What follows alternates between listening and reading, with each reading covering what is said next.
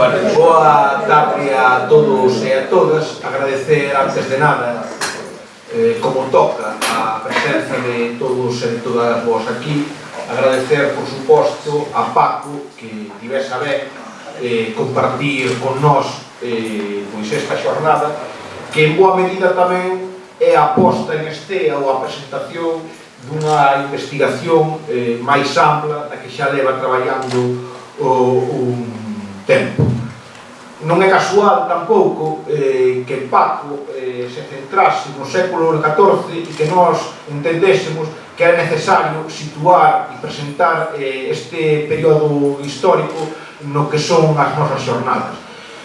Parte do que hoxe somos como galegos, o que é a evolución posterior do noso país a partir desta data, non se explicaría de ningún xeito sin os sucesos políticos, sin os fenómenos sociais que se van a dar no século XIV e concretamente na súa segunda metade.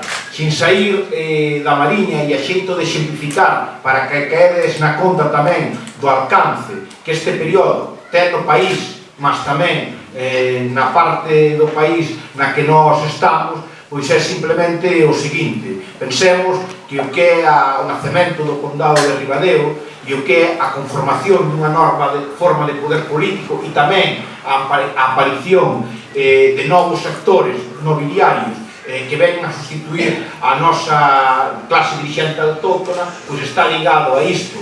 Pierre de Villenais, primeiro conde de Ribadeo, non é ni máis ni menos que un mercenario normando ao que Enrique II Trastámara pois lle otorga esa posesión. Pero podemos ir a Viveiro tamén para que caamos na conta do carácter auténticamente nacional, pero tamén popular, que vai ter a revolta galega do século XIV. Quen está apoiando en Viveiro pois o que son os intereses simbolizados por Pedro I, que non é máis que un instrumento en man da clase dirigente galega, pois son os seus veciños, os vilaos de Viveiro, que defendían o seu carácter como vila de Reguengo frente ao bispado e que efectivamente logo Pedro I pois vai cumprir. Pero mesmo tamén podemos falar no caso concreto da nosa vila, sen ir máis lonxe, unha das familias fidalgas con máis arraigo, non? Pois tamén se vai instalar neste momento aquí, como é o caso dos Moscosos. Pode ver corregir José Manuel, pero o primeiro Moscoso do que temos referencia pois é un moscoso que participa na batalla de Nájera, concretamente a favor de Enrique II. Disto e de moito máis vos vai falar Francisco Rodríguez. Temos presentado a Francisco Rodríguez en Foz de xeitos moi distintos e todos eles ternos. Algúnas veces como o gran estudoso do noso rexurdimento literario, o bon coñecedor dos nosos clásicos, nomeadamente de Rosalía e de Curros. Noutras ocasións o temos presentado como o punto de partida iniciador dos nosos estudios sociolingüísticos e, por suposto, que tamén temos presentado e temos compartido xornadas en Foz con Francisco Rodríguez, representante institucional de Galiza, tanto no Congreso dos Diputados como no Parlamento Galego, ou mesmo tamén como o dirixente nacionalista e unha das referencias nese campo de loita da Galiza das décadas finais do século XX e das décadas iniciais do século XXI. Non me alongo máis, grazas de novo a todos vós, deixo vos con Francisco Rodríguez.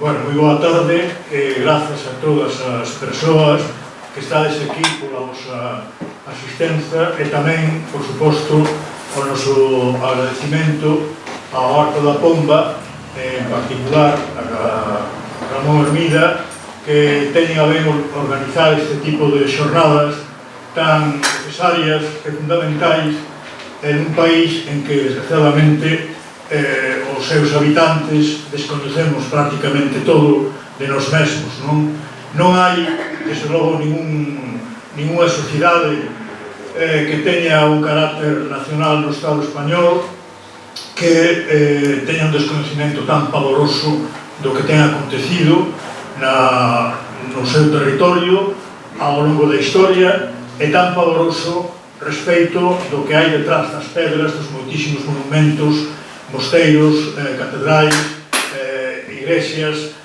casas, pazos tan significativos como os que hai na Galicia, que prácticamente ninguén saberíamos quen lles dou vida, que houbo detrás de todo ese esforzo, cais eran as perspectivas e as expectativas que tiñan os nosos antepasados e como chegamos a esta situación nosa de hoxe e porque somos como somos e estamos como estamos. Por lo tanto, a miña palestra de hoxe, a miña intervención, non vai ser tanto unha cuestión erudita, ainda que falei, lóxicamente, a referencias documentais concretas, pero dabondo escollidas e seleccionadas para que todo poda ser intelixible, non? Por lo tanto, vais a tratar máis de dar as liñas maestras para poder interpretar realmente como era o reino de Galiza na segunda mitade do século XIV. E creo que para iso temos que confrontarnos con tres problemas ou tres preconceitos que temos moi graves os galegos e as galegas, mesmo as persoas estudadas e mesmo aquelas persoas estudadas que teñen preocupacións de carácter histórico, non? E é que somos vítimas de unha visión histórica que é que dá a historiografía española dominante e que na Galiza non se discute desde ninguna institución cultural, chámese a universidade, chámese o Consello de Cultura Galega, ou, por suposto, menos no sistema educativo primario, secundario ou universitario, e tampouco nos medios de comunicación, non? E a impresión que temos todos de que Galiza sempre foi algo similar ao que é hoxe, non? Algo provinciano, marginal, que non ten o protagonismo histórico ningún e que non contribuímos directamente en nada á historia europea nin á historia universal desde nós mesmos, non? E tamén a idea de que sempre fomos o que hoxe somos, unha parte dun Estado que ademais se confunde con unha nación que é España e que isto sempre foi así. Bueno, se queremos entender algo da historia medieval, isto hai que derrubalo e confrontarnos con a realidade. Entón, a min, o primeiro que se me ocorre é que pensen que se hoxe o Estado español é inexplicável o que está pasando sin o problema nacional interno e, en particular, sin o problema catalán, imagínense como entender o que pasaba na monarquía plurinacional ao que agora me vou referir en pleno século XIV, se é que non temos presente este dado. E no caso desa monarquía plurinacional a que eu me vou referir, o peso que tiña Galiza era espectacular. Problemático, pero espectacular.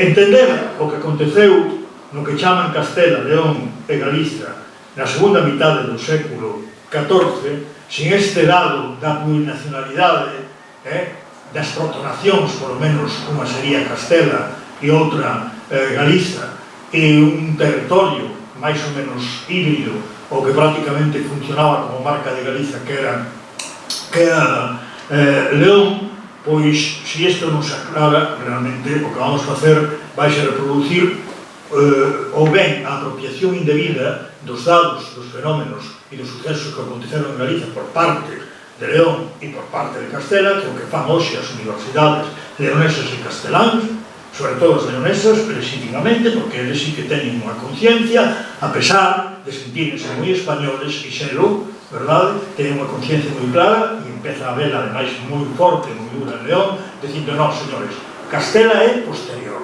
Entón, o que utilizan é as cousas que sí aconteceron no Reino de León e os personaxes, pero tamén todo o que é galego apropianse como leonés. Non vou falar xa con antelación ao que é o invento do Reino de Asturias, que nunca existiu, nunca existiu. É sustituído prácticamente sustituindo prácticamente ao reino originario occidental, que era a Galicia, un concepto máis amplio do que é hoxe a Galiza administrativa. Por lo tanto, primeira idea para ter claras as cousas. Na Idade Media, a monarquía que se sustentaba en Galiza, León e Castela, na segunda mitad do século XIV, é unha monarquía plurinacional. Ou, se vos queredes, proto-nacional, para que non confundamos a idea de nación con o que despois se elaborou coa Revolución Francesa. Pero a nación natural, o feito natural de Galicia ser unha nación, existía ainda máis forte que hoxe no século XIV. Todo o mundo, sin excepción, falaba galego. Todas as clases dirixentes galegas, cando facían escritos con destino ao interior de Galiza, eran todos os documentos en lingua galega. Os que non eran en latín. E todo o que viña da Chancelería Real, que entón xa era de un rei que tiña un terme castelán profundo e de unhas clases dirixentes que en todo caso se contrapesaban unhas a outros e que viña en castelán, era asentado para entrar en Galiza por notarios que lle poñían o recoñecimento de que eran textos legais e poñíano en galego na introducción, para darlle validez. Esta era a situación de Galiza na segunda mitad do século XIV nesa monarquía plurinacional. Podemos falar de que era unha especie como de acordo federal de carácter xenuíno. E ademais este acordo federal de carácter xenuíno, que foi a única forma que houbo de integrar a Galiza na monarquía que era a mesma dinastía para Galiza, León e Castela, con Fernando III, foi precisamente isto: respetar ese grau de autonomía forte, respetar que todo teria que pasar pola clase dirixente galega, por os señores de Galiza, e respetar tamén que, en todo caso, o espacio de comunicación lingüístico, cultural e de poder se asentaba nunha lingua que comenzaba a ter todas as funcións normais que tiñan todas as linguas románicas. Este é o status de Galiza en 1350, cando chega a monarquía, o goberno de Pedro I, que se conoce nas historias de España, que todos estudamos como el Cruel. Pedro I, el Cruel. Bueno, xa veremos por que razón vai dar a casualidade de que será o reino de Galiza quen sustente, basicamente, ese rei, ao final, converténdose nun bastión petrista frente a aqueles que queren destronalo e sustituílo por outra monarquía. Ben, primeira cuestión. Segunda cuestión que debemos ter presente para entender despois os dados concretos que vamos dar. Hai un cambio, unha mudanza cualitativa que se comeza a producir lentamente no século XII e que no século XIV está prácticamente con un grau de madurez moi grande, o cal vai explicar por que se estouran tantos conflitos, que é un avance do comercio moi forte, moi grande, que provoca o desenvolvemento de moitísimas vilas, en particular no Reino de Galiza, que se dedican efectivamente a comerciar, e a comerciar ademais con unha estela moi ampla que vai desde o norte de Europa hasta o mundo musulmán. Son sobre todo as vilas da costa, pero tamén algunhas fundamentais do interior que xa tiñan unha vida comercial moi activa e eran grandes populacións, como por exemplo Santiago ou Lugo.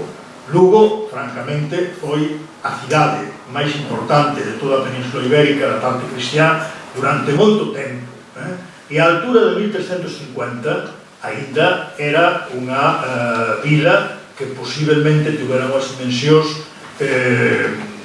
similares, senón aínda maiores as de Compostela.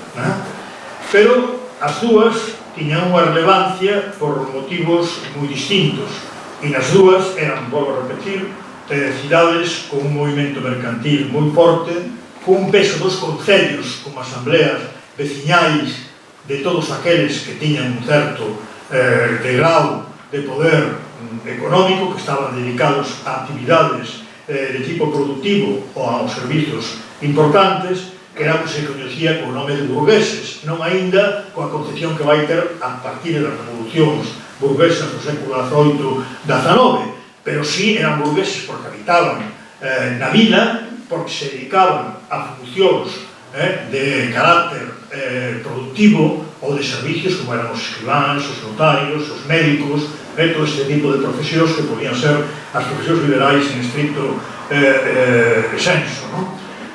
Galiza era o reino con este tipo de dinamismo máis desenvolvido. Daí que, por exemplo, por se non sair da zona, Ribadeo fora un porto espectacular. Ribadeo dependía incluso desde o punto de vista jurisdiccional e desde outros puntos de vista unha parte do que era a Asturias actual, prácticamente a Navia, e de feito, cando se faga o condado de Ribadeo, abranguía ata a Póvoa de Navia. En moitas discusións anteriores, os privilexios que concedían os reis deixaban ben claro sempre a subordinación de Navia a Ribadeo, incluso desde o punto de vista comercial, impedíndoles comerciar con determinado tipo de produtos aos burgueses de Navia.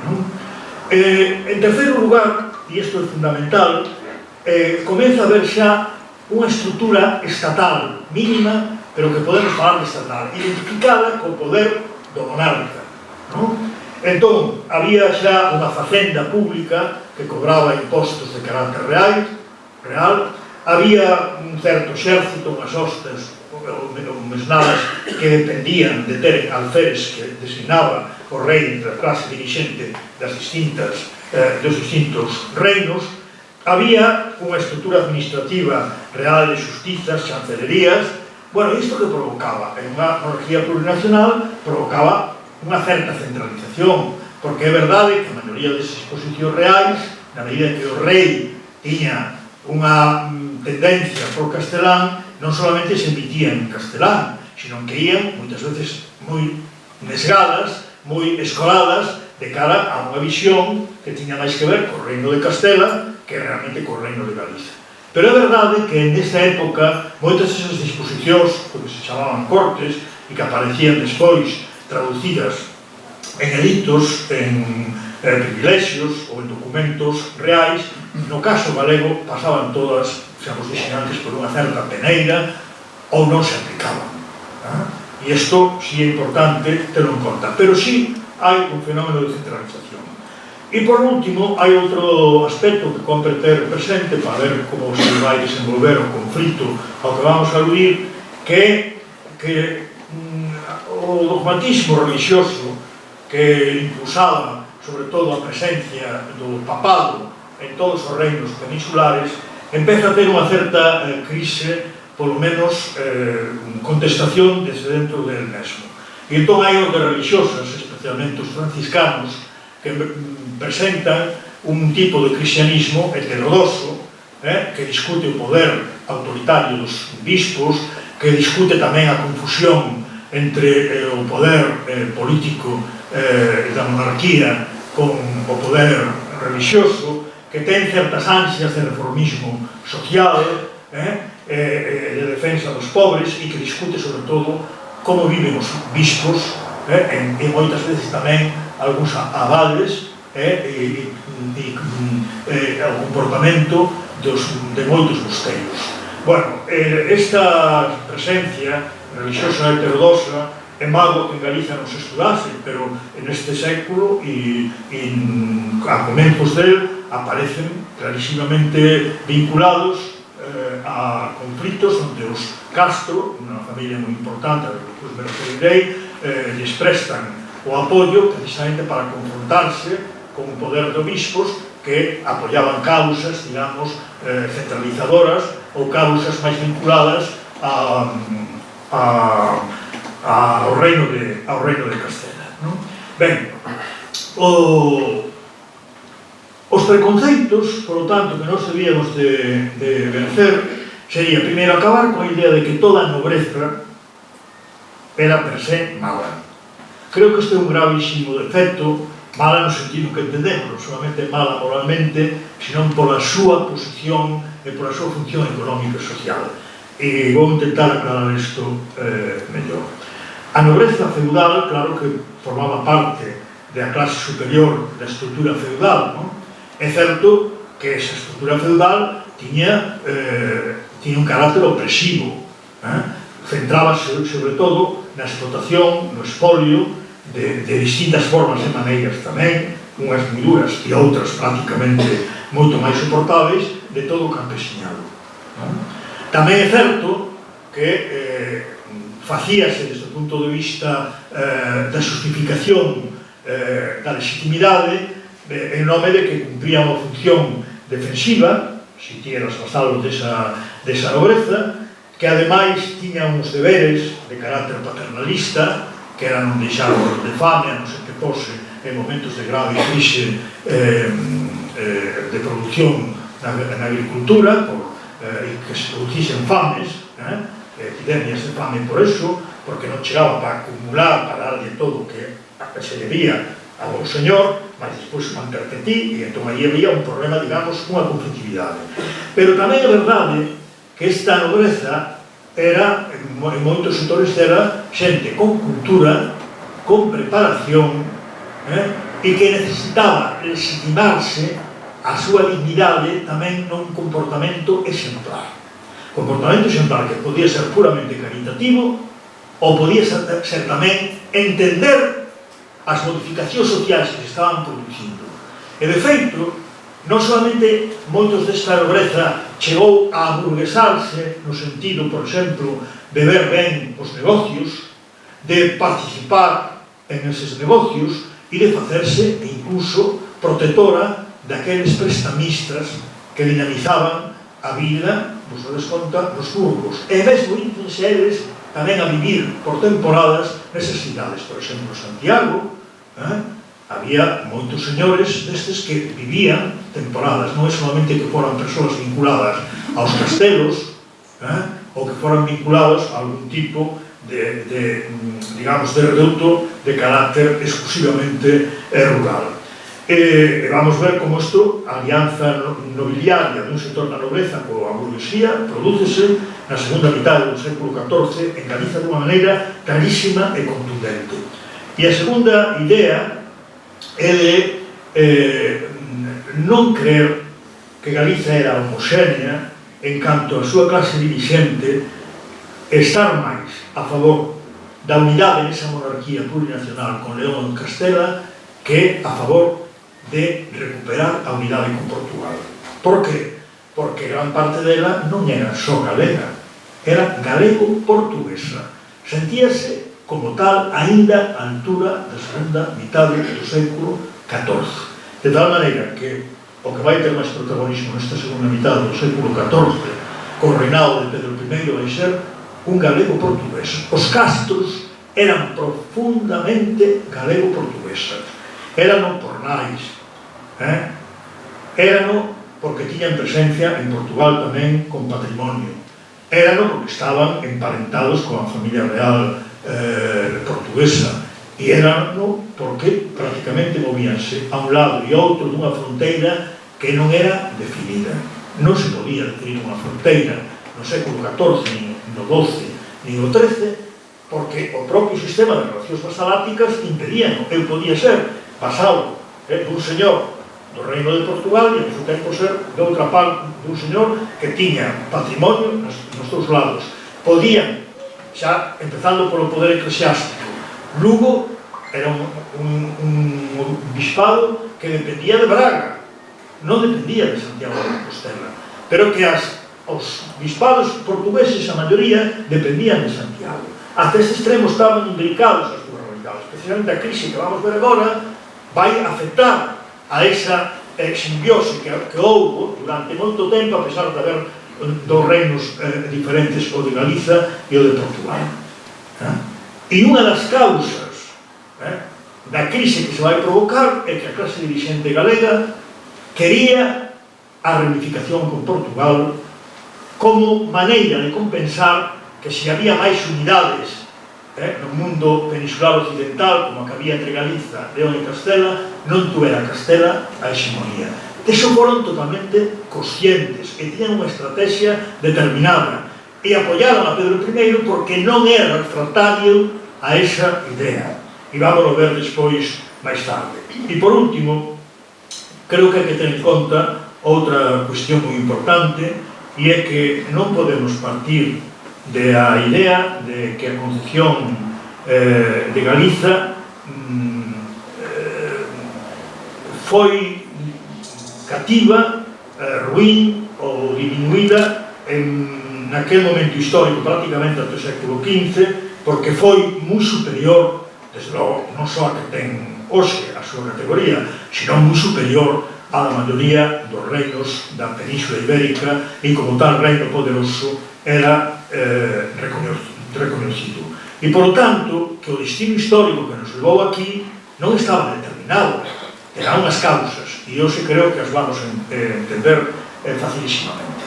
Vamos comenzar, por lo tanto, por ver cal era a situación social en esta monarquía plurinacional a comezos do reinado de Pedro I en 1350. Ben, os antecedentes do reinado do seu pai, en boa maneira, xa aclaran. Nós tiñamos unha clase dirixente galega, outra castelán, e outra, unha clase dirixente híbrida castelán-andaluza, que se foi asentando no que chaman os territorios que iban sendo conquistados. Poderíamos empregar outra palabra, pero para non crear máis problemas. Nesa reconquista, ou conquista, ou recuperación, ou, se vos queredes, instalación, moitas veces conflitiva, bélica, e outras veces simplemente acordada, dos reinos cristianos en territorios do sur, do que vai ser despois Andalucía, a presencia mayoritaria foi, sobre todo, de nobreza de rango castelán-leonés, pero tamén a nobreza galega participou. E aí foi onde comenzou a ter unhas ataduras ou uns intereses que, con o paso do tempo, non ian ser moi beneficiosas. Pero non é ainda no século XIV cando esa presenza de exércitos e de clase dirigente galega ao servizo do rei nestas conquistas pois provocaba un escoramento grave que significara un alleamento de Galiza ou unha deslocación, unha desubicación de ter o poder central dentro do noso reino. A que sí tiña unha base xa maior era esa castelán-andaluza que justamente representaban na súa cúspide superior os fillos bastardos de Afonso XI, que realmente sería para Galiza Afonso X, e que amamantaban xa desde o comenzo a idea, e traballaron por ela, de que Pedro I debía de ser en todo caso reducido no seu poder ou incluso destronado. Por que? Porque viron inicialmente que o sector que máis apoiaba a Pedro I era un sector profundamente favorable aos acordos con Portugal, non? O primeiro ministro era un galego portugués, João Afonso de Albuquerque, a presencia de Fernando de Castro, o conde de Lemos, era tamén como mordomo xa desde moi novo, moi forte, e, por lo tanto, a nobreza castelán, a originaria, a máis de maior abondo, tampouco se sentia satisfeita nese estado. Por eso, as presións, que inicialmente tuveron un carácter de clase, porque Pedro I se apoiaba moito en unha media nobreza da que se rodeou, que tiña que ver con a familia da súa amante, María de Padilla, con sectores moi importantes dos xudeus que se dedicaban aos negocios e tiñan moitos cartos. Por lo tanto, era un rei, en certa maneira, heterodoxo. Tan heterodoxo que nas historias se chega a decir que hasta ceceaba cando falaba, non? Eu son dos que creo que a lingua de Pedro I na infancia tivo que ser unha mistura de galego-portugués con castelán. A nai era portuguesa, os que educaron foron galegos, entón ainda non había esa idea tan clara de que sendo linguas distintas non pudedes falar ti en castelán e era un galego portugués porque se consideraba normal. Entón, eu penso que ele era atípico por isto, atípico por quen se rodeou e atípico tamén, en certa maneira, por ser moi proclive á convivencia con o mundo musulmán e con os judeus. Bueno, isto provocou asedios. Inicialmente, a clase dirixente galega estivo un pouco despistada. E, máis, a zunia contra Pedro I foi tan grande que, para impedir o sector da nobreza galega portuguesa que se fixera unha oferta para destronalo, os infantes de Aragón que estaban en Castela intrigando tamén contra, en certa maneira, contra Pedro I, que se verían favorables porque eran fillos de Leonor, padre de Alfonso XI, a seren eles os que ocuparan o trono de Castela. Entón fixeron unha oferta, o sector máis galego portugués fixe de oferta ao infante de Portugal, Pedro, que se chamaba tamén de nome Pedro, ni máis ni menos que ao tío de Pedro el Cruel. Bueno, iso foi o que levou a que Inés de Castro fose asesinada, non porque vi nas historias, por un partido, vamos a ver, por defender unha idea castellanista. Foi non por todo o contrario. Foi asesinada por o bando pro castellanista na corte portuguesa porque ela actuaba como agente dunha opción claramente galega-portuguesa tamén no reino de Castela. E, por tanto, este foi o motivo do asesinato. É increíble que, vendo como se sabe hoxe que López Pacheco, un dos asesinos directos, era un axente clarísimo dos Trastámara, dos que despois van a ocupar o reino de Castela, pois, sin embargo, se colocase ese señor en unha órbita totalmente distinta e, neste Castro, lóxicamente, en outra que non lle corresponde. Pero, bueno, disso falaremos máis adiante.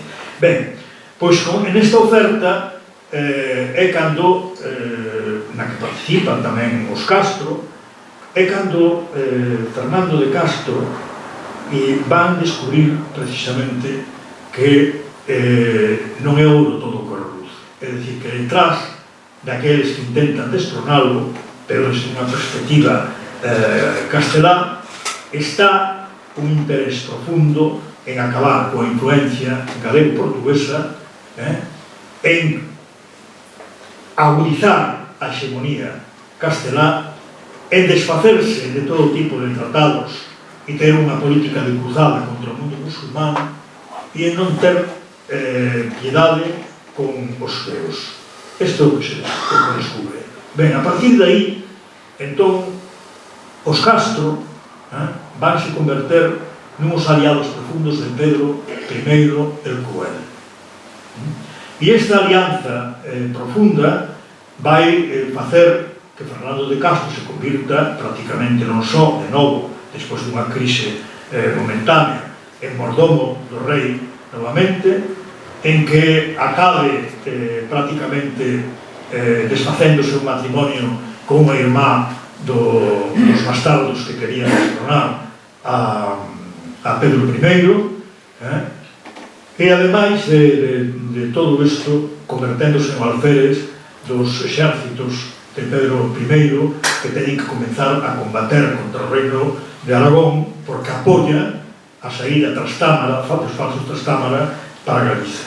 Por que os chamo falso Trastámara? Porque sabedes que Trastámara é un condado galego, é o que está por enriba do Tambre, que era o condado dos Froilas, dos Traba, do que foi a clase dirigente galega de sempre, a máis originaria, e a que tiña máis poder, a que gobernaba Portugal tamén, o Portugal independente, que non eles non foron refractarios a que Portugal se fixera independente.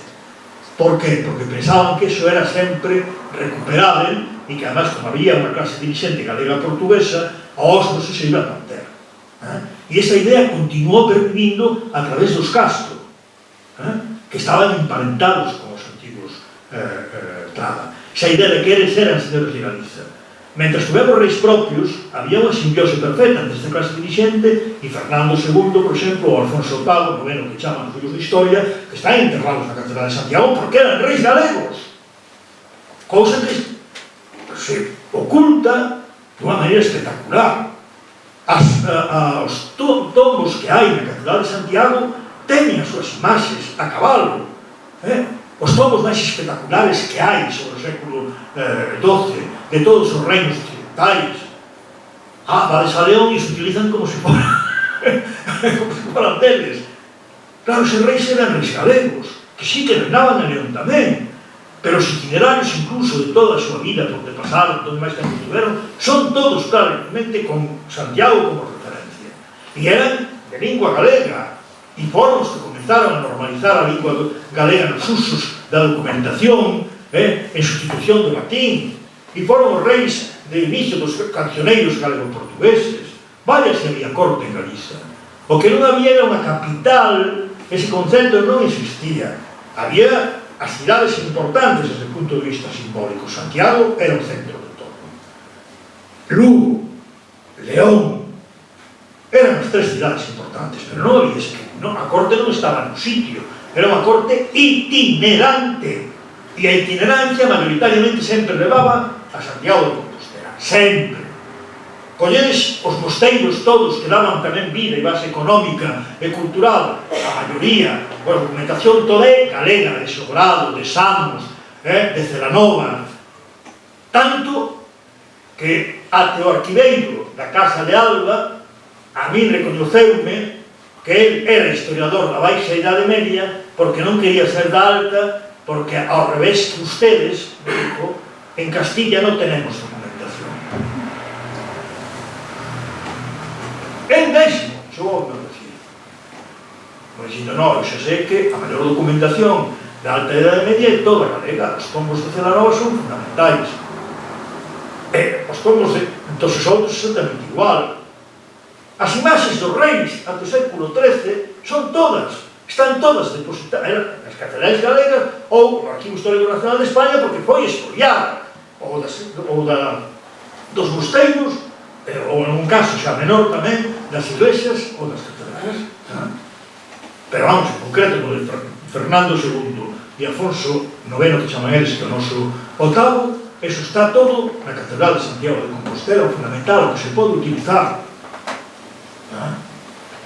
E isto creo que é fundamental. Bueno, pois Pedro Cruel ten como aliados fundamentais a esta clase dirixente galega e chega un momento culminante en 1366 onde prácticamente a monarquía plurinacional está toda en maus do Trastámara de Enrique II, apoiado por exércitos transnacionais, por Francia, Aragón e o Papado, pagado proporcionalmente a partes iguais por esos tres elementos, invaden a través do Pirineo os reinos peninsulares que pertencían a Pedro I e pápanos todo rapidamente, menos cal Galiza, con el non pode. Bueno, pues vamos ver tres acontecimentos fundamentais que se producen en 1366. Lóxicamente o rei, que é verdade que Pedro I era un rei moi sevillano, pero pensade en Sevilla non como hoxe, non como concepto de Andalucía, pensade con algo que foi reino musulmán que está desde ainda pouco tempo integrado na monarquía plurinacional e que ao rei gustalle moito a cultura islámica como lle gustaba o contacto cos xudeus. Bueno, pois tiña unha preferencia por vivir ali, aparte de que era un rei en este esquema, sí, castelán totalmente, non? Ben, ten que fuxe con o tesouro, cos fillos e con toda a corte e con unha pequena un pequeno exército, non? Ten que escapar, vai por Portugal con permiso totalmente, está morrendo o antigo rei Afonso IV con permiso del e empeza a subir cara a Galiza para chegar a Monterrey, non? En Monterrey ten unha especie de cortes reducidas reducidas, unha asamblea coa clase dirixente galega, con algúns casteláns que foron acompañando porque eran completamente petristas tamén, e aí deciden unha estrategia de futuro en Monterrey, que podedes ir ali ao castelo, que está perfectamente ali foi a reunión, e deciden tomar a opción de que o rei camine para Bayona para formalizar un tratado de axuda mutua con Inglaterra e en particular con o príncipe de Gales, para poder invadir con un exército tamén inglés debidamente pagado ou comprometido o pago para poder recuperar os reinos perdidos. Pero antes, primeiro, ten lugar este Consello en Monterrey onde deciden eso, deciden tamén que hai unha quinta columna en Galicia moi grave que é o arzobispo de Santiago de Compostela, de orixe toledano, Suero Gómez de Toledo, e que hai que tomar medidas con respecto dele. Alguna outra tamén respecto do bispo de Ourense, pero que queda prácticamente na neveira, ralentizada, e a continuación camiñan cara a Santiago, chegando ali precisamente a fins do mes de xuño. E no momento, após de que se produza a morte, o asesinato do arzobispo, cando van o rei concederlle a Fernando de Castro o título polo que a familia condal esta viña debecendo xa esta vía prácticamente desde que desaparecera mostrada como tal, non? O condado de Trastámara. Entón, concédelle o rei Pedro I a Fernando de Castro por todos os servicios prestados nas guerras contra Aragón, por ter convertido Galiza en un bastión petrista, nunha alianza nobiliaria burguesa espectacular, onde a maioría da poboación estaba a favor de unha causa estratégica que era a unidade con Portugal, o modelo de promover o comercio, a convivencia cos xudíos na medida en que eran comerciantes, a modificación, polo tanto, de o que eran os opresións feudais máis grandes, dándolle un dinamismo e unha vida propia aos concellos, por eso os burgueses apoiaban a causa, e todos reconocían ademais como gran dirixente a este home, a Fernando de Castro. E depois vai ver ese documento onde fala claramente desa cuestión. Vamos mirar documentalmente desde a perspectiva do inimigo estes dous fenómenos, o fenómeno do asesinato do arzobispo e tamén a convicción dos burgueses no apoio á causa de Fernando de Castro. A primeira vámoslo facer a través dunha crónica de carácter oficialista favorável aos Trastámara, que é o que escribiu en concreto o canciller, o chanceler Ayala, que fora precisamente moi obediente con Pedro I e que depois fora un tránsfuga, a pesar de que fora mesmo fronteiro no reino de Murcia, que tuvera cargos moi importantes. Este home foi o que escribiu depois a crónica de Pedro I el Cruel, en parello coa de Enrique II, o falso Trastámara, e escribiu unha, lóxicamente, de forma nesgada. Bueno, pois, el conta como asesinaron ao arzobispo sin que ademais provocase a gas a zuña da igrexa e a excomunión imitando para os asesinos, que sabese que foron, vamos, que foron amados, que o fixo, e entón conta así Ayala nunha das versións da crónica do rei Pedro el Cruel. Acaeció que el rey había gran saña de los caballeros de Toledo, diciendo que acogieron en la ciudad de Toledo al rey don Enrique.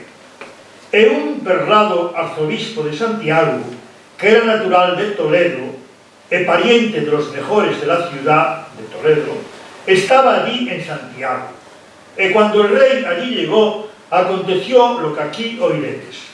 Pero el rey decía que no lo supiera. O sea, Pedro le dice que no lo supiera.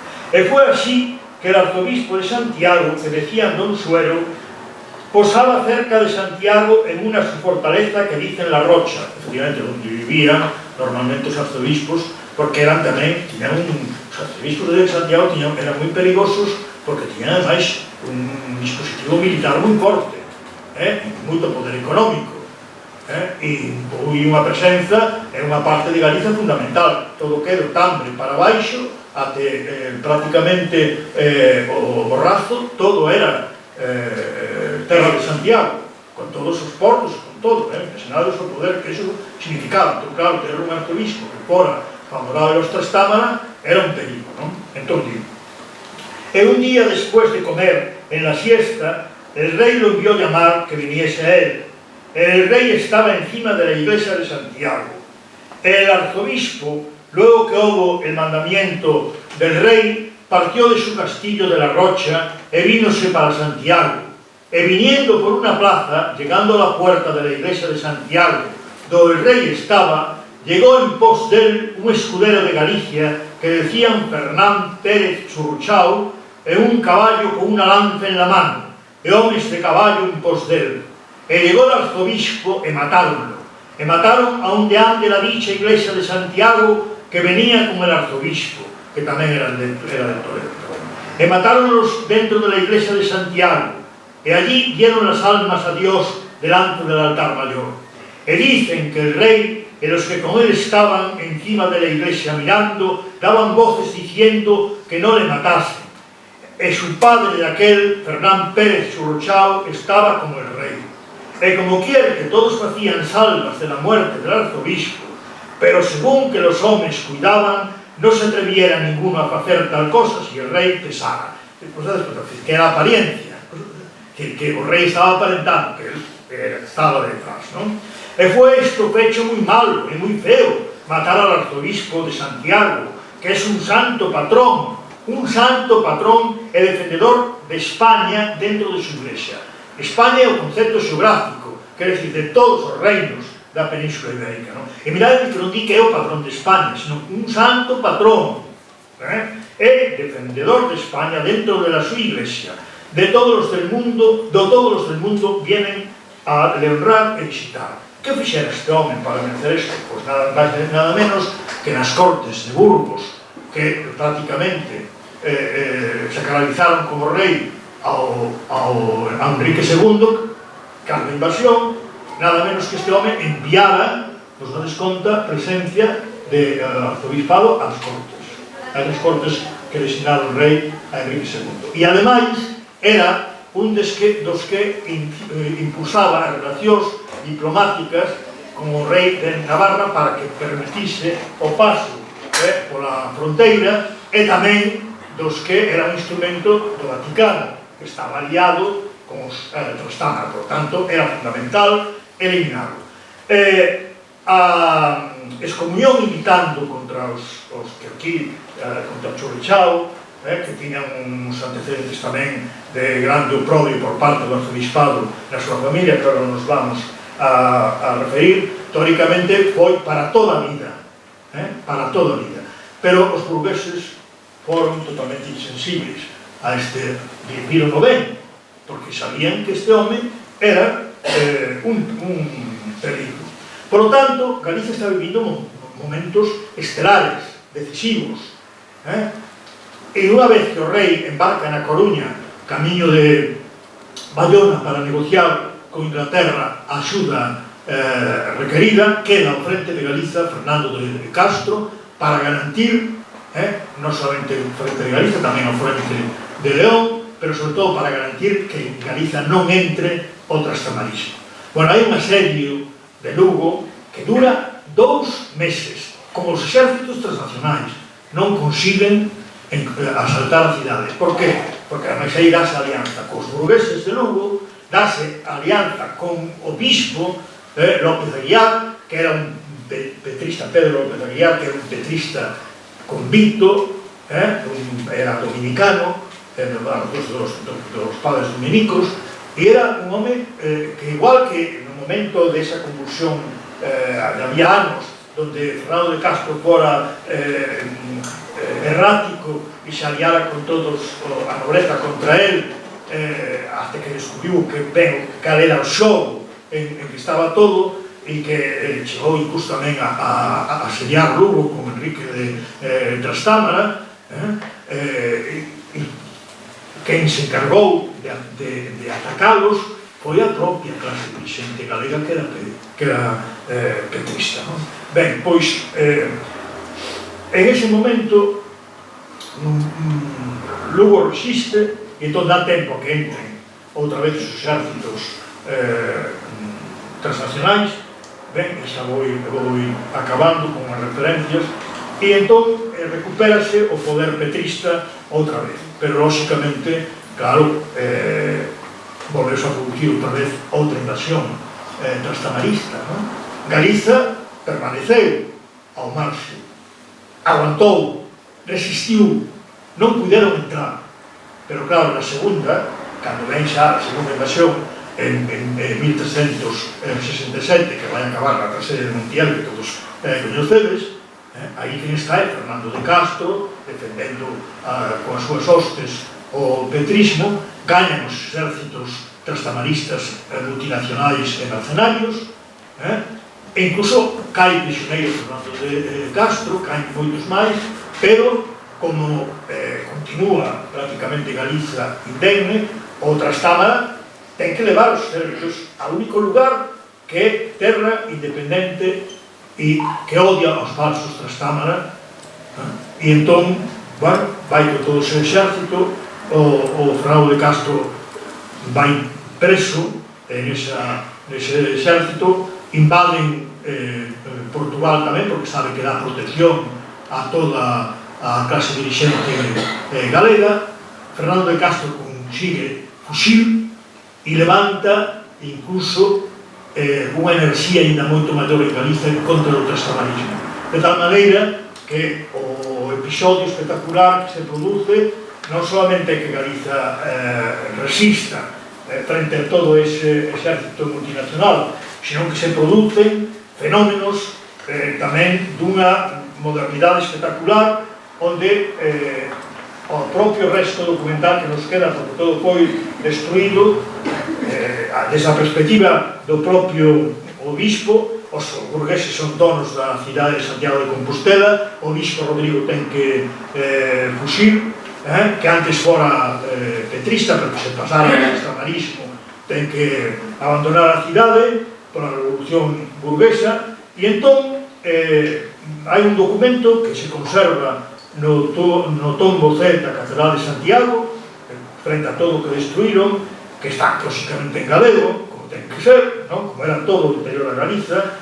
Estaba a igrexa, como sabedes, interdita quere decir como excomulgados, de tal maneira non se podían facer ceremonias religiosas para os veciños, por o seu mal comportamento.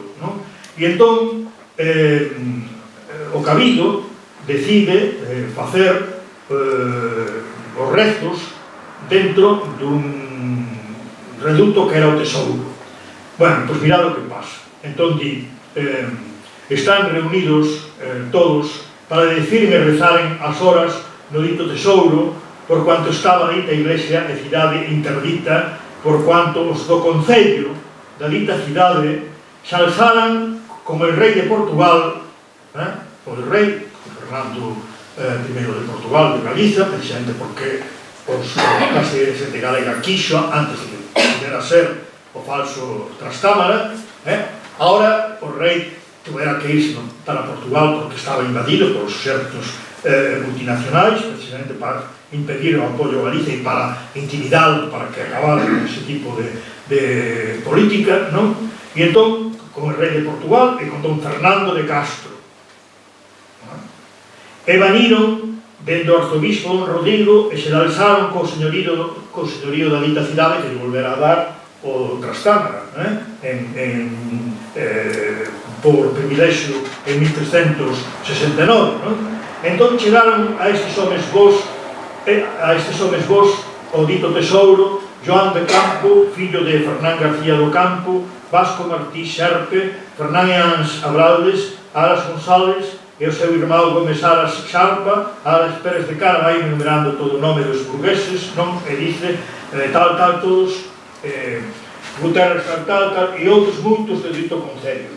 E dixeron aos ditos de An e homes vos que fosen cantar misas e dicer horas alzadas a portas abertas, e que pudieran entrar a xente no templo. Se non queres que lles farían dicer, aínda que non quixesen. E os ditos de An e persoas e Coenco responderon que non podían dizer as ditas horas por cuanto encorrerían nas penas contidas en dereito e quase temían dos privaren das conexías e dos beneficios que tiñan.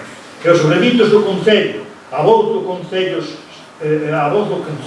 cerraron logo por fora as portas do dito tesouro, dixendo que nunca dali sorrían, ou fosen logo cantar as ditas horas e misas. Demais lanzaron lameas travesas grandes de perro na porta do dito tesouro, con clavos que pasaban da outra parte, en tal maneira que os encerraron no dito tesouro, encerraron a todo o camiño, non? Todo aquel día non lles deixaron de dar nin haber pan, nin viño, nin outra vianda nenhuma. E demais foron buscar todos os outros coencos e persoas que eran na vila as súas casas, e foron aos restos dos coencos para encerrarlos ali. E por forza trouxeron a catedral, a don Alonso Pérez, o cardeal, a todos. Bueno, o cardeal non é o cardeal, era... Bueno, e o bo coenco Rodrigo Rodríguez, porque foron a súa casa e trouxeronnos por forza e contra a súa vontade. E encerraronnos cos outros no dito tesouro. E mandaron dar pregón por toda a vila que ningún non pose usado de dar pan, nin viño, nin outra cousa ninguna. Demais, poseron guardas e as portas do dito tesouro e na claustra nova que os guardasen que non pudesen salir dali. E estiveron ali por espazo de 9 días. E algúns seus parentes e criados, ascundudamente, lles daban viño e vianda porque se mantiveron. E os vellos e fracos que non podían sair, houberon de facer dentro e no dito tesouro aquel que é necesario e se non pode excusar. Ben, daqui para arriba. Ben, despois da batalla de Porto de Bois, contra o xerto que era un xerto de guerrillas de Fernando de Castro, que está, Porto de Bois está aí perdido do castelo de Pambre. Fernando de Castro tuvo que fuxir a Portugal, todos os dirixentes galegos fuxiron a Portugal, de Portugal acabaron expulsándoos en 1873 por imposición do rei de Castela por o Tratado de Santarém e empezaron a expropiar, a apropiarse das patrimonio e dos títulos de toda esta clase dirixente. O primeiro danificado foi Fernando de Castro, non? Que pasaron de todo a título de Trastámara e todo ao sobrinho do rei, que era Pedro Enríquez, a do Enrique de Trastámara, de falso Trastámara, non? Pedro Enríquez, por condado de Lemos, Trastámara, todo. E foron buscar, para legitimar o roubo, mirade, si sería importante, Fernando de Castro, a unha Castro portuguesa, galego-portuguesa, filla de Álvaro Pérez de Castro, por presión tamén no ambiente previo ao Tratado de Santarém, para que aceptase casar con ele, para que quedara vinculado por sangues Castro de orixe con estes falsarios. No caso de Ribadeo, fixeron un condado que lle entregaron a Piaz de Vilens, un dos capitáns das compañías brancas, e creo que é interesante, bueno, o motivo por que lle dan, di claramente o rei Trastámara, e que por os servicios todos prestados, mirados que dice, vos pudiestes o que sí, porque en la pelea que nos obviemos co el príncipe de Gales, os xertos que viñeron a apoyar, vos e bicho Mosé, lo de Gué, fuestes preso, en a primeira vez que triunfaron o xerto de Pedro I, en Nájera, por certo, con unha participación importante tamén de Fernando de Castro. Aí se fixeron moitos prisioneiros, entre outros a Vilens, que despois rescataban a cambio de diñeiro. Eso tiñan porque estaba o Papa detrás, estaba o rei de Aragón, había moitos. Entón, en la pelea que nos oímos con el tirano malo que se llamaba rey, nuestro enemigo, con los moros que con él venían por destruir nuestros reinos, e toda a cristiandad, vixe esa propaganda como se facía por parte do trastamarismo, os moros que vienen a destruir a cristiandad. Vos, el dicho mosaetas lo vegué, vos acaecestes con nusco na dicha batalla, e los vencemos, e desbaratamos a él e a todos os que con él venían. Outros sí, por vos facer paga a enmienda de cualquier cuantía a la que vos debíamos dar en cualquier manera, por cualquier razón, o sea, para pagar os servicios prestados. No caso de Viveiro, as consecuencias para o Concello tamén foron graves, porque, e para o caso de Ribadeo, porque ademais entón sufriron a presión dupla destes novos señores, Andrade, no caso de Viveiro, de Paiar Vilés, no caso de Ribadeo, e ao mesmo tempo do bispo de Mondoñedo, que ese sí era acollábase ao trastamarismo. Pero ainda así era tal desbaraxuste que depois viña a disputa entre os poderes fáticos porque encargaba coas consecuencias de manter o exército de ocupación. E entón hai disputas interesantes entre o bispo de Mondoñedo e os burgueses por ver quen dá de comer a todos os exércitos.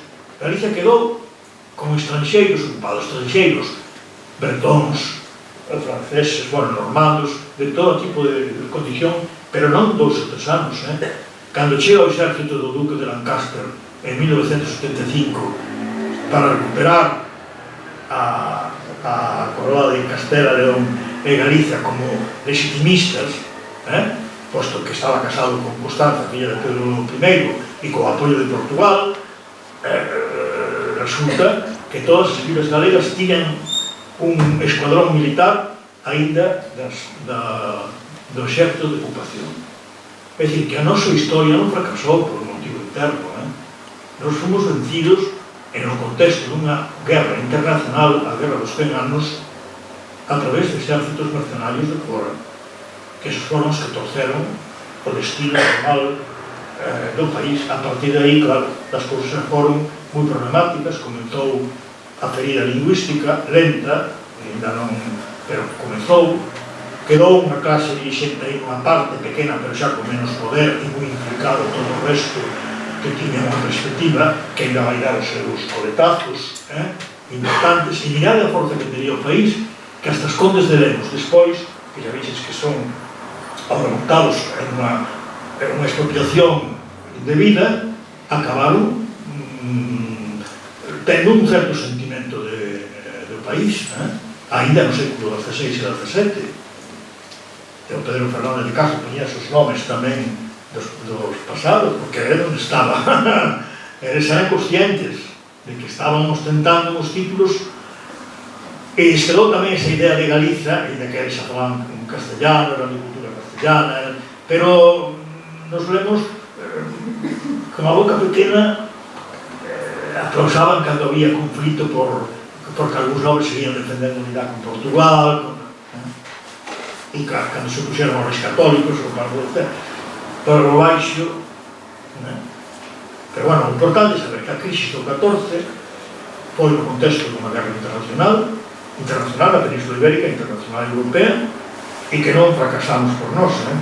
E máis, acabou sendo incluso unha cuestión para defender o que sería, en palabras demagógicas, unha monarquía que entón non podía ser outra cousa, progresista, e que además tiña moitos acenos de rectificación do que era a liña hexemónica dominante iniciada por Fernando III de maneira soberramiña e raposa. E o que viña os Trastámara foi asegurar o hexemonismo castelán, a confesionalidade religiosa, a zuña contra o mundo musulmán, pero non acabaron de todas maneiras con a contradición entre eles, pois seguiu sendo grave até por un século. Pero para nós, claro, os irmandiños, por lo tanto, é unha cousa moi importante, pero non teñes por calado desto. Isto sí que foi unha auténtica revolución nacional popular en Galicia. Unha clase dirigente de verdade. Os irmandiños xa foi errático, contradictorio, en fin, con unha dependencia a idea de que o rei pode defender a os concellos, que estaba facendo un grupo xogo para orientar máis as cousas, xa con unha falta de orientación que non, isto é unha claridade sorprendente, non? E por eso, claro, a historia de Galicia, se se conta, pois vai a perderos como queda a cuestión deste españolismo que está montado nunha mentira. Claro, o problema somos nós, que somos os únicos con isto. Xaximo León está en Sacre, pero desde as universidades, e dicen, non, de Castilla se pode hablar a partir del siglo XIII e ya veremos como, lo anterior es todo nuestro. Margarita Torres Sevilla, persoas que son do PP, tal. E aquí, que é onde o temos originariamente todo, nada. Xacobeos, donde saen, entres por unha porta e saes por outra, e te enteras de que Galicia existe. Ni tendeiras, Pero xa, por falar do Oviedo e de todo, vamos, do asturianismo reinante que hai, que é terrible, non? E dices, Deus meu, mire, eu acepto que Galicia non éramos nós solamente, e acepto, ademais, que as cortes eran itinerantes, e acepto, ademais, que os reis iniciais eran reis dun espacio xeográfico que, bueno, o centro estaba onde estaba, inevitablemente. Eso, aos investigadores de xenolóxicos, por exemplo, Margarita Torres Sevilla, sí, xa digo, estes señores din que eran asturianos, no, realmente eran del norte de la provincia de Lugo. Bueno, señores, hai que comparar. Vos vedes a máis que ver Vide, Oviedo, Vedra, o que hai ali. Vos pensades que iso ten comparación, nada máis que con eso que tedes aí ao lado de Martín? En fin, o que a Catedral do Oviedo ten unha comparable con a catedral románica máis importante do mundo cristiano. Pues está aí non porque fora porque había unha clase dirigente que tiña un proxecto político, Ahora, que ese proxecto político efectivamente era expansivo territorialmente e que o máis definido era, por se fala de terra de foris nos documentos, non? Hai a terra de foris e hai o de dentro. O de dentro sempre é unha Galiza que tampouco é administrativa. Todo Cabreira e Ribeira era Galiza, como era Galiza até Navia. Aí sí que fixeron moito antes, porque foi unha división administrativa eclesiástica que decidiu que esa parte do Eo a tal fora para o bispado de Oviedo, pero Oviedo nunca foi o arcebispado, foi unha diócese senta, moi funcional para a idea de Toledo, moi vinculada á idea de Toledo, e a buscar unha antigüidade ao mundo que se basa na idea de Toledo ao reino de Castela. Está todo nunha línea. Ora ben, van ben, cada quen, oye, e iso xa se fixo desde o século XIII, cada quen defende unha visión histórica conforme aos seus intereses. Ora, que nós permanezamos pasivos ante evidencias terribles que son apropiacións indebidas ou manipulacións groseiras, cando temos aos monumentos literarios máis importantes da Idade Media, que non teñen comparanza en ningún sitio, cando temos o patrimonio histórico-artístico máis espectacular que hasta o século XIII non o hai en ningún sitio. Precisamente, cando empeza o desmonte desto, empeza o esplendor de Castela. Por eso todo en Castela é gótico, non? Bueno, gótico moitas veces amañado despois moito máis tarde. Catedral de León, xusto, como a de Burgos, como todo se empeza a ser unha creación fernandina, unha creación a partir de cando xusto cando empeza o declive de galego, que, volvo a repetir, hasta o 14, ainda estándose integrando na monarquía plurinacional, Galiza era moito. E iso notase en todo, na documentación, en quen eran os reais, en quen eran os chanceler, era o arcebispo de Santiago, o chanceler maior do reino de Galiza e de León. E na forma de asinar todos os privilexios, ves aí que ten importancia, que non. Bueno, nada máis.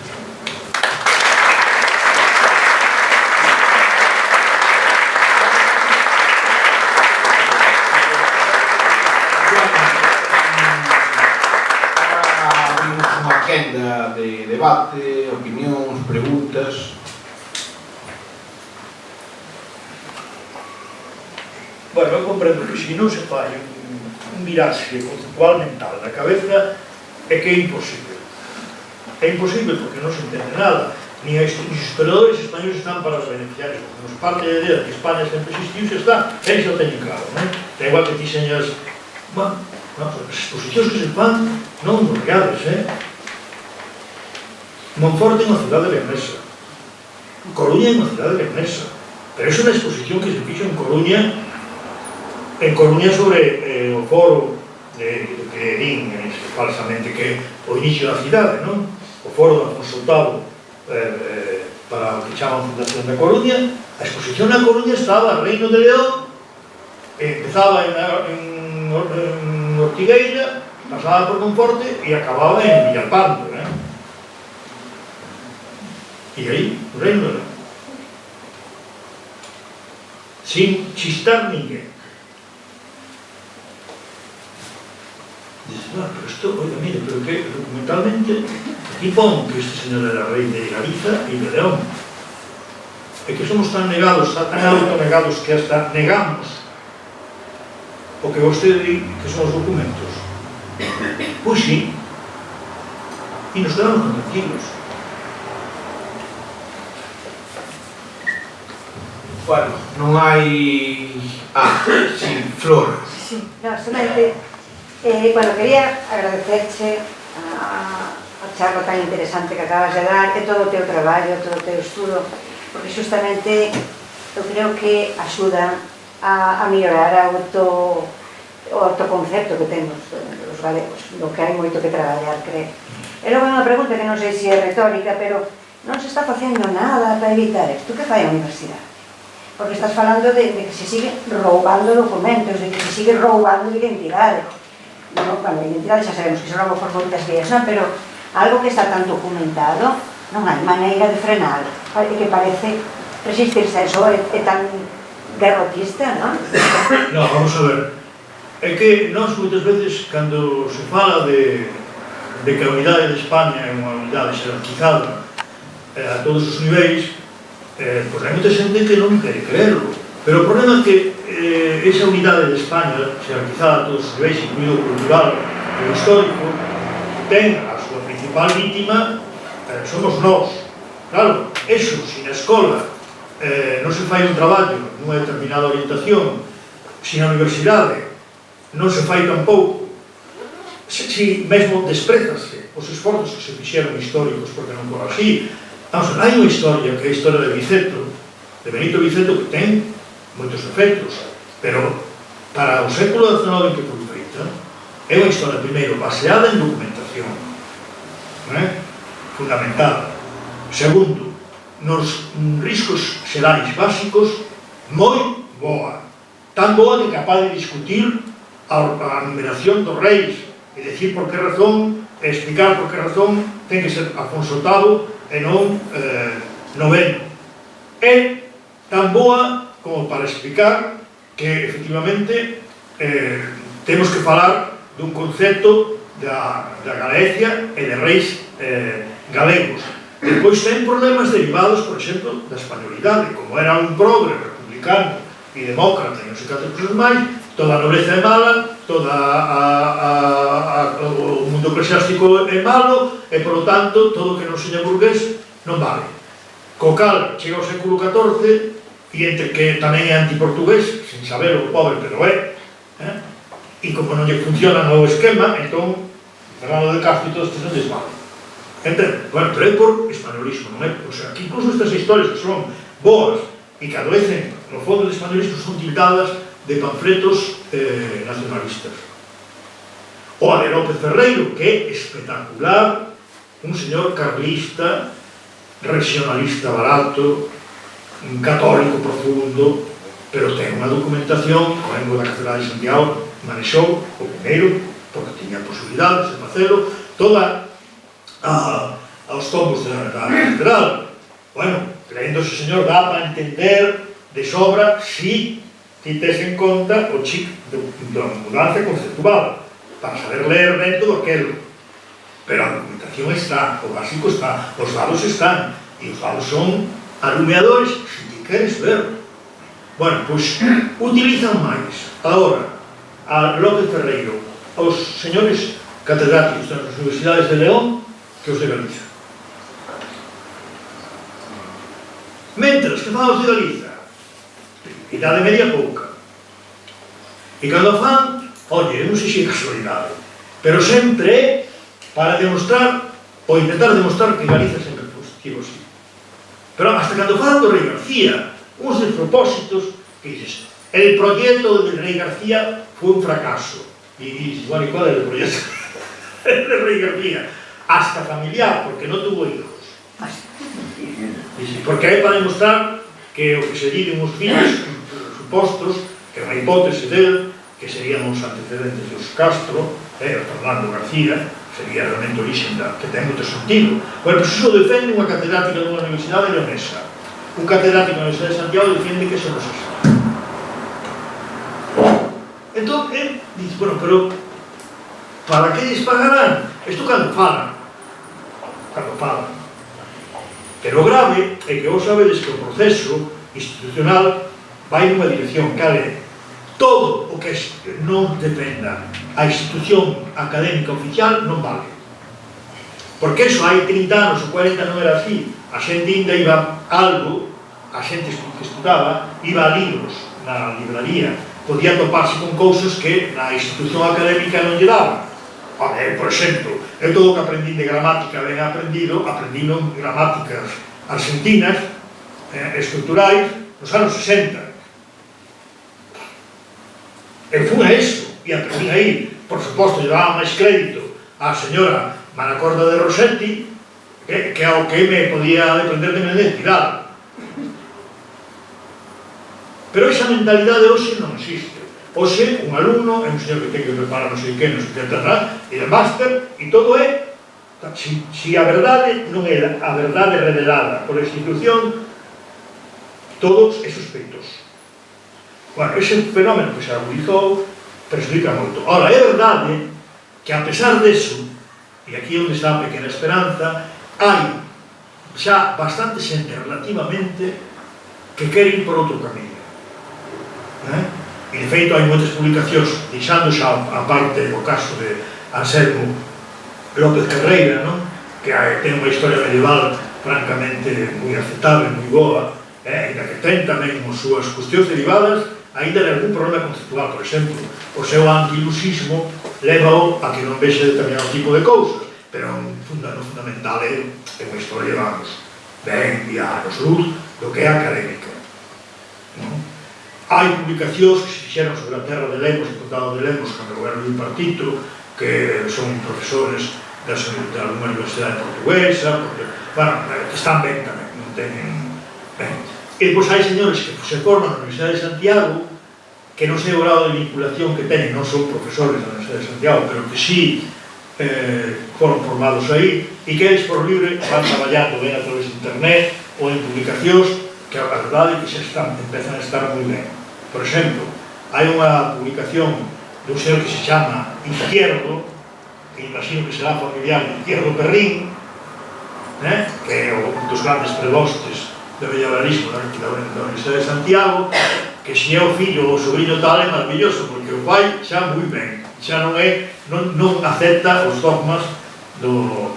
Bueno, os dogmas, non máis ben as cobardías do seu tío, pai ou familiar. Entón, eu quedei impresionado, que fai un estudo sobre o panteón real da Catedral de Santiago, onde está enterrado Fernando II, os reis privativos de Galiza de León e Afonso VIII, que é espectacular, pero espectacular tamén desde o punto de vista da contextualización histórica. E antes dele, por exemplo, houve un catedrático da Universidade de Santiago, que foi Serafín Bonalejo Álvarez, un señor totalmente, vamos, nada politizado, que chegou a ser mesmo profesor de Harvard, e que ese mismo señor, o primeiro do Estado que estivo en Harvard, e ese señor, os últimos estudos sobre a Catedral de Santiago, xa che di, mire, señores, isto, a explicación é que foi unha exaltación que fixeron os reis privativos de Galiza, Fernando II e Afonso VIII, do seu poder político, vinculado ao religioso, para crear ali un mausoleo para os seus descendentes, para crear o cuartel real, dentro de toda unha estrategia política, e que algunhas das imaxes do Pórtico da Gloria, de David, Salomón, de personaxes bíblicos, non viña máis que representar aos propios reis en unha versión bíblica. Eso di Serafín Barbalejo. Pero ese, que era un xenio, morre e non ten continuadores no seo de Santiago. E é máis, cando fan a exposición do Maestro Mateo, estas estatuas, ni citado. Solamente colleron unha idea del, que daban un libro que dice: recomendo aos que vayan ver o Pórtico da Gloria que o vexan lendo na catedral, na catedral de Rosalía de Castro, e o puxeron tamén a exposición.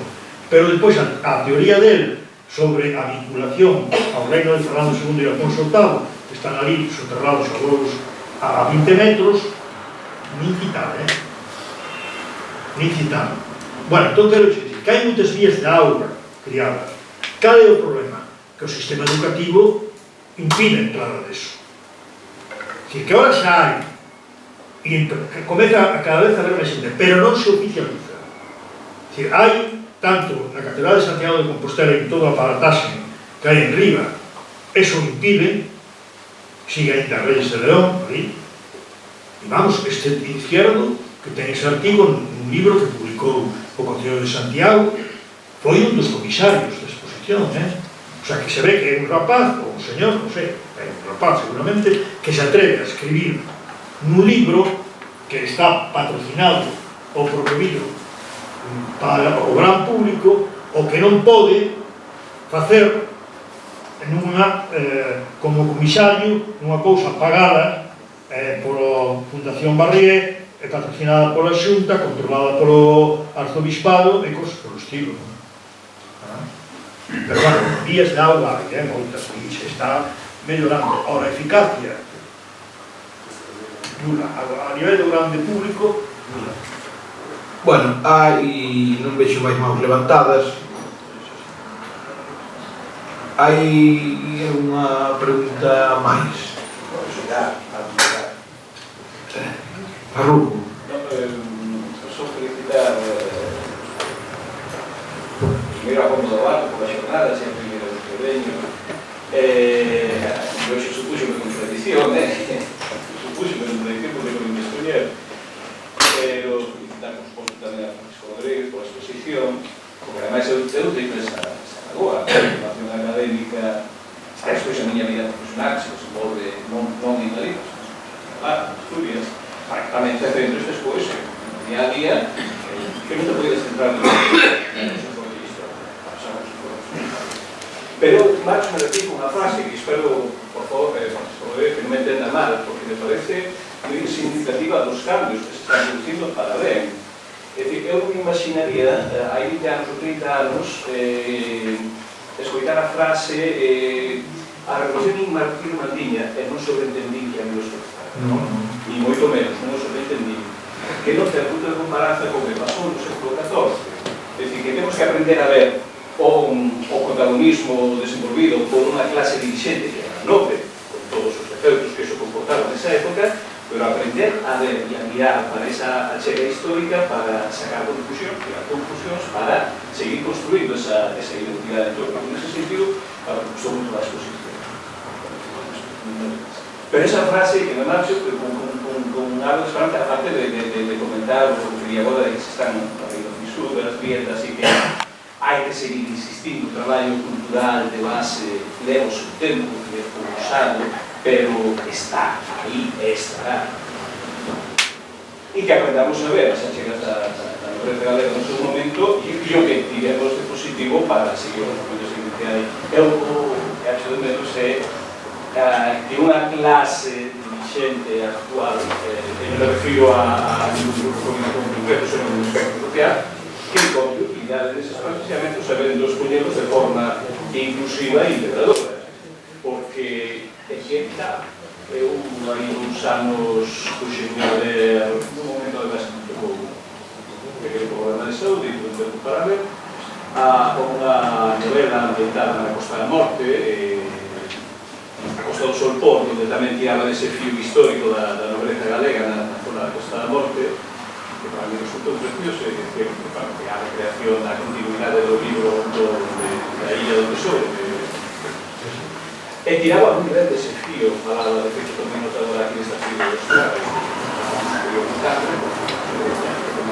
Castro,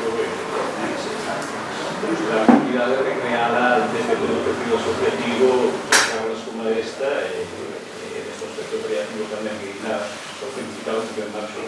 Sí, mira, dúas cosas rapidamente.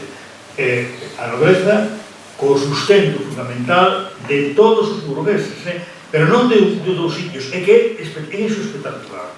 E, bueno, e hai un estudo de Ángel Rodríguez González, un señor da Universidade de Santiago, do ano 1956, que, por certo, deu unha clase a min, eu fui moi pertinente de carai, sí, porque esas arrogancias de un rapaz de 17 anos, dixe unha vez unha burrada, que vamos a outro, e me suspende para todo o resto da miña vida, non por unha burrada científica, unha burrada persoal. E dixo, non va a negar nunca nada na vida como sigas. E dixo, bueno, non tiene nada que facer. E fixen o exame, non o fixen ben, podía suspenderme se quería, e acabou. Bueno, ese señor fixo un estudo sobre todas as vilas con a burguesía da costa, que é original, e como foron tratadas polo trastamarismo despois, non? O que pasa que non fai en plan esquemático la España progre e la España nacional, nunha cousa así, non? Bueno, e que chega, e duas cousas máis. Agora, diz que ninguén di que se abra a Galiza e tal, non? Vamos a ver, o que é Sanabria e todo eso, o gobierno. Bueno, non hai ningún só documento do século XIV que non asuma ese tempo que eso era Galicia. O padre Mariano Ostra, o padre Mariano en pleno século XVI e XVII considera que os que Men Rodríguez Sanabria era galego. E máis, o propio rei, por iniciativa deles, de Men Rodríguez Sanabria e de Fernando de Castro, intercambian dúas vilas dentro do mismo rei. E Cedeira, que la pasan a Fernando de Castro, e a Póvoa de Seabra pasan de Amén. O sea, fan un intercambio dentro do propio país. Ou Cabreira e Ribeira, que eran os outros títulos condais de Fernando de Castro, e o Bierzo. Eso está allí, o sea, pero vamos, e que vai pasar algo? Sí, xa sabe que pasa algo. Si se sabe que eso é produto dunha división administrativa no século XIX, pero a mí me parece terrible que a idea de Galiza non seña da Galiza, digamos, natural, originaria, de base lingüística cultural homoxénea, dentro do que son homoxéneas das cousas, non se diga que foi, cando na Idade Media eso reconocíano como unha naturalidade total. E precisamente o grave conflito que houve aquí, primeiro xa foi por quen tiña o control dunha terra que era a terra de Campos, que era entre unha definición política que era Navarra e Aragón e outra Galiza. Todo se explica o Urraca, o Alfonso Batallador, todo eso cada vez se foi definindo máis, e apareceu un país con unidade política no medio, promovido e tal, pero aí está, que foi o que orixinou despois todo o que orixinou. Isto é así, non ten explicación.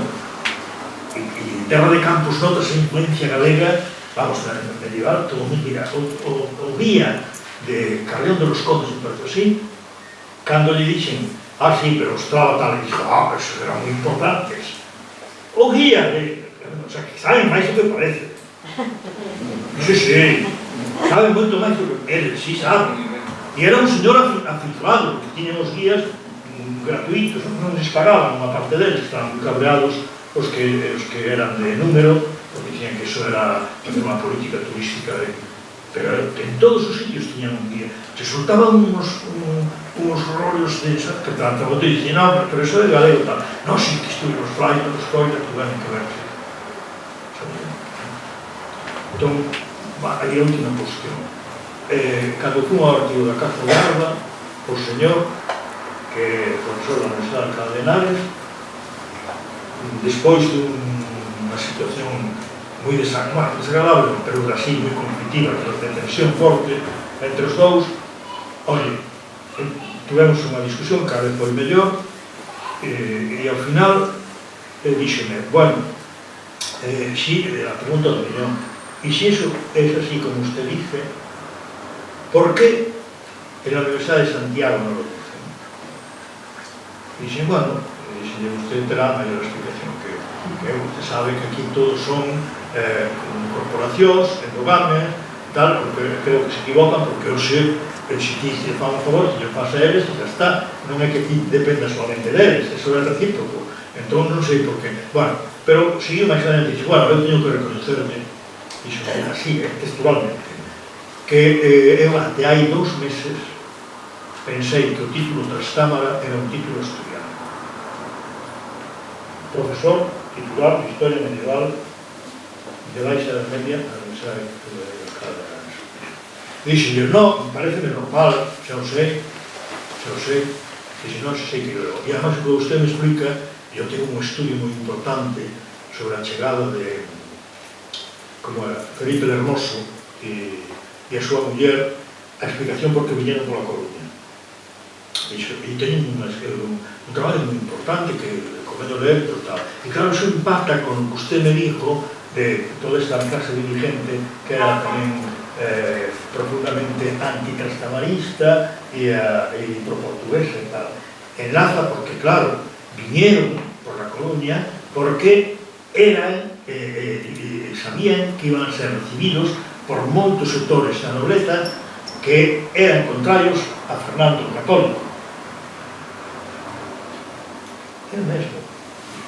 E agora vexo unha explicación, porque a mí dicía, lo normal es que viera por Laredo ou por non sei que outro sistema dixo. Laredo, eso era o normal. Entonces tenía que tener unha explicación política. O sea, o arquiveiro da Casa Real, que empezamos, caso que me dixo, mire, todo eso ya lo hizo Pardo de Guevara, lea el libro de Pardo de Guevara. Así, Ese foi o recibimento. A ver, non sei se hai máis preguntas. Son as 10 da noite, xa sei que escoitando a Paco pois o tempo nunca pasa. Simplemente dous recados. O primeiro deles, lembramos que mañá ás 8:30 temos unha palestra a cargo de Rafael Quintiá, un dos antropólogos novos que máis merecen a pena hoxe en Galiza, con moitos premios súas costas, e que nos falará sobre a cultura popular da Mariña en relación co que é tamén a tradición cultural nosa cos povos atlánticos. E xa por último, volvervos a agradecer a vosa presencia aquí e agradecerle a Paco a súa magnífica exposición e pedir un forte aplauso para ele.